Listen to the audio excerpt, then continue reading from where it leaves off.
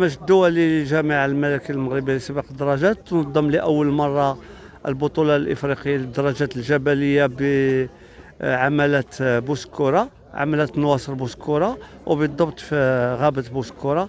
هذه البطولة التي سيشارك فيها أكثر من 10 دول إفريقية بالإضافة للفرق الوطنية. كنظن بأن الفريق الوطني المغربي غادي يعمل المستحيل باش يفوز بإحدى الميداليات، لأن هذه البطولة مؤهلة للألعاب الأولمبية باريس 24، مع العلم بأن جنوب أفريقيا وناميبيا من الدول الرائدة في هذا التخصص ديال الدراجات الجبلية، ومنهم بطل العالم. فلهذا كنتمنوا التوفيق ان شاء الله للفريق الوطني المغربي باش يحقق احدى الميداليات، وبالتالي لما لا يتاهل الالعاب الاولمبيه كما اهلنا البطل اشرف الدغمي على الطريق للالعاب الاولمبيه.